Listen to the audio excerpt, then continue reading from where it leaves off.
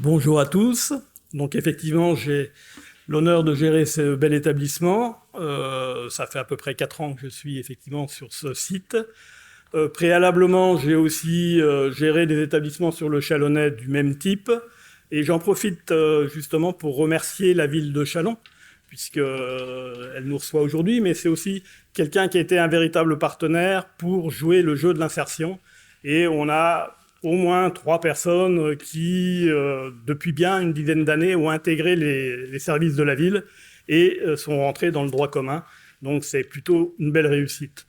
Je rebondis aussi sur ce qu'a dit, sur la présentation de la présidente des Papillons Blancs, puisqu'elle a cité Vitalrest.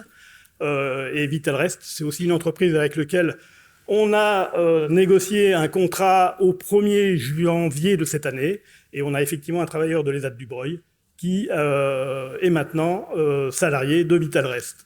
Donc les ESAT peuvent être effectivement aussi une passerelle pour aller du milieu protégé vers le milieu ordinaire. Donc je vais vous parler aujourd'hui des revenus des travailleurs d'ESAT. Je devrais pas être très long parce que les revenus sont pas non plus très conséquents. Voilà, donc je n'ai même pas mis un S à revenus parce qu'effectivement ça fait riche et je suis resté au singulier et j'ai mis une corne d'abondance qui signifie que c'est inversement proportionnel à la réalité.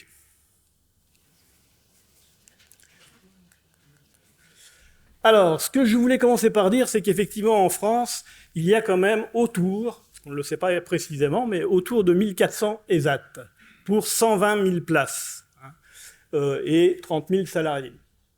En Saône-et-Loire, on a entre 14 et 16 ESAT parce que certains ESAT sont gérés par les mêmes associations. Je pense à Montreuil-Tournu, à Jancy-Chauffaille, au PEP qui ont 3 établissements. Donc on tourne à peu près autour des 14 établissements, enfin 14 ESAT. J'avais mis la population 550 000 habitants pour la Saône-et-Loire. Je peux rebondir aussi sur les chiffres qu'a donné ce matin la MDPH, puisqu'elle parlait de 44 500 personnes, avec 15% de RQTH, ça fait à peu près autour de 7 000 personnes. Alors quand vous avez une RQTH, c'est pas forcément un sésame pour entrer en ESAT, mais pour autant, nous avons que 1048 places en Saône-et-Loire et ça n'a pas évolué depuis au moins 2013.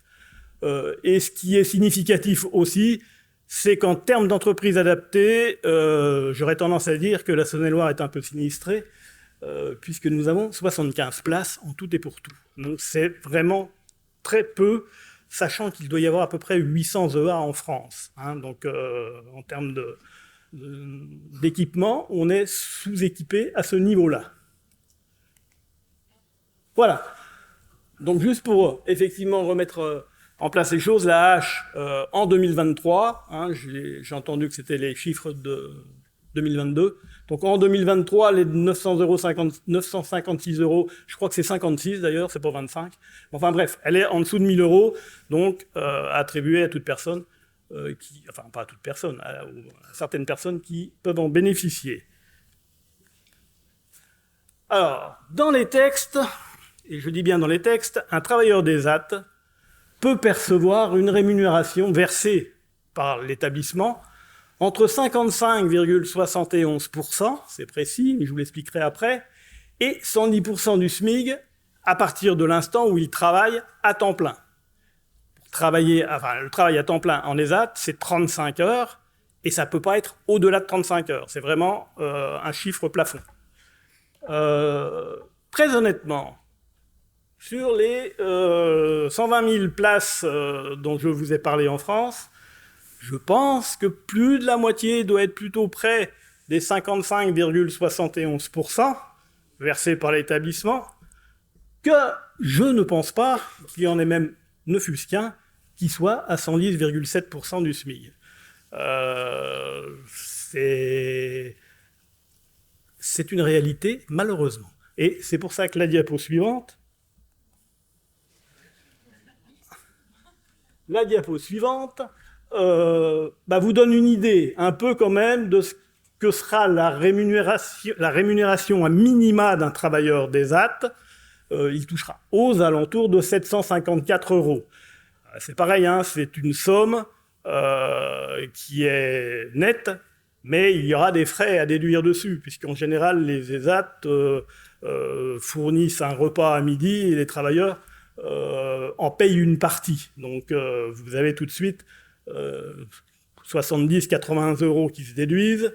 Vous avez aussi, par exemple, les travailleurs d'ESAT, lorsqu'ils sont en arrêt maladie, ont des jours de carence. S'ils ont 3 jours de carence, ça va leur déduire aussi 80 €. Donc voilà, le revenu peut aussi, dans la réalité, baisser un peu. Donc, il est quand même constitué à minima, c'est-à-dire que un ESAT a l'obligation de verser à minima une somme supérieure à 5%. Donc voilà, beaucoup d'ESAT se sont alignés sur les 5,01%. Et c'est complété par une aide au poste versée par l'État qui sera de l'ordre de 50,70% du SMIC. Donc c'est vrai que quand vous ajoutez les deux sommes, vous arrivez bien aux 55,71% à minima versés à un travailleur d'ESAT sur la base du SMIC, et ça évoluera bien sûr en fonction de l'évolution du SMIC. Si on prend une moyenne nationale, donc c'est des chiffres que j'ai pris moi sur le rapport de l'IGF qui a été réalisé en 2019, donc qui sont qui ont guère évolué depuis. La moyenne nationale, et c'est ce que je vous disais en préambule, la moyenne nationale est autour de 10,3% versés par les ESAT. Avec le complément de rémunération, vous arrivez à un 61% et un 825 € versés par l'établissement aux travailleurs à partir de l'instant où ils travaillent à temps plein. À ceci va s'ajouter l'AH2, comme on l'appelle, l'AH différentiel, qui va compléter effectivement la rémunération du travailleur. C'est difficile pour moi de vous dire à quelle hauteur, parce qu'effectivement, elle est très individualisée. La CAF peut renseigner les personnes, mais de manière individuelle, c'est-à-dire qu'elle ne peut pas nous donner... Il n'y a pas de simulateur de ressources CAF, ça fait partie de ce qui serait prévu dans la future loi sur la transformation des ESAT, mais je pense qu'on n'y est pas encore. Moi, ça fait plus de 30 ans que je suis dans ce secteur, ça fait plus de 30 ans que je l'attends. Je pense que je vais partir, je ne l'aurai pas vu. Mais peut-être qu'un jour ou l'autre, on aura effectivement des éléments précis à donner aux travailleurs, parce que c'est vrai que c'est une vraie question lorsque les gens nous appellent et qu'ils souhaitent intégrer l'établissement. Puisqu'en général, quand ils nous appellent, ils ont souvent la hache à taux plein, et ce qu'ils nous le demandent, c'est est-ce que ça va se compléter avec mon salaire d'ESAT de 825 €. Eh ben non, effectivement, l'AAH va être calculée et la somme totale ne sera pas l'addition des deux.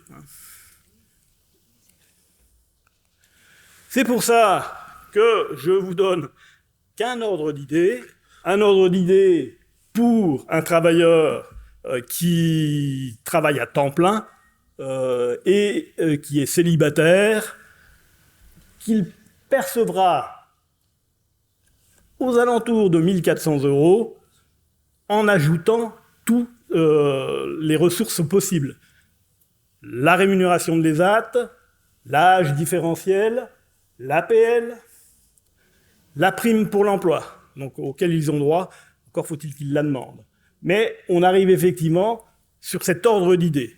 Un travailleur d'ESAT touche aux alentours de 1 400 €. Après, forcément, il y aura des frais à déduire, je vous disais, les repas, mais il y aura aussi les trajets. Quand vous allez travailler, en général, vous avez souvent des frais de trajet.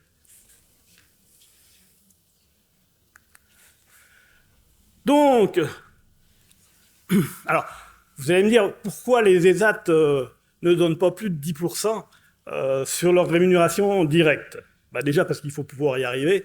Le chiffre d'affaires des établissements, des ESAT, ça doit être d'ordre de 2 millions d'euros sur la France, donc vous vous rendez bien compte que c'est difficile de sortir des grosses marges. Et en plus, il y a un effet pervers qui fait que plus vous allez augmenter votre travailleur d'ESAT, plus l'âge différentiel va baisser. Donc au final, le travailleur touchera toujours les 1 400 € que je vous ai montrés au départ.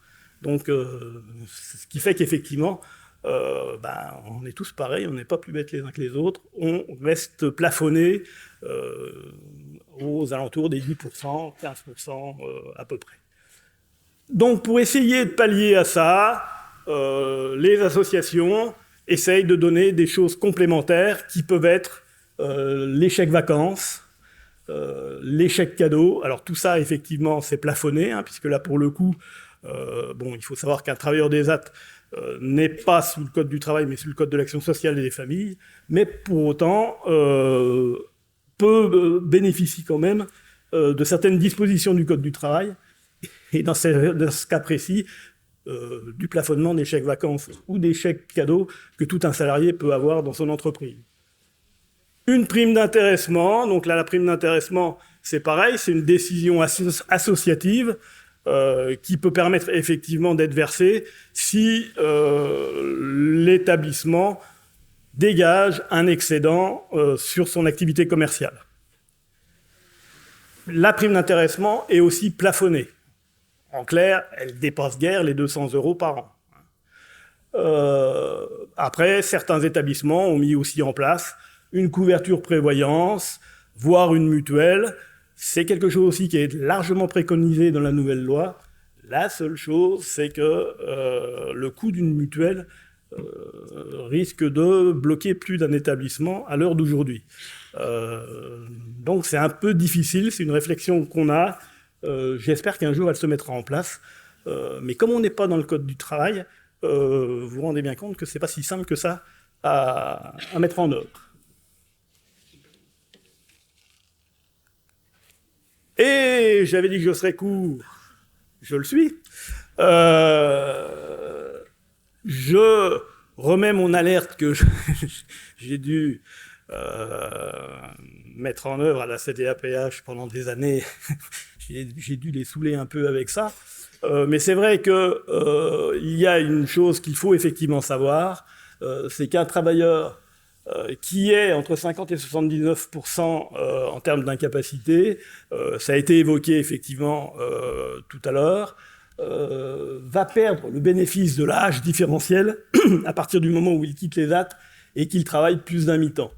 Donc c'est effectivement un peu compliqué, puisque l'idée quand même, lorsqu'on fait sortir une personne du milieu protégé vers le milieu ordinaire, c'est éventuellement de ne pas le faire travailler à 35 heures, mais de lui laisser du temps pour pouvoir soit avoir des soins, soit avoir un complément d'aide, etc.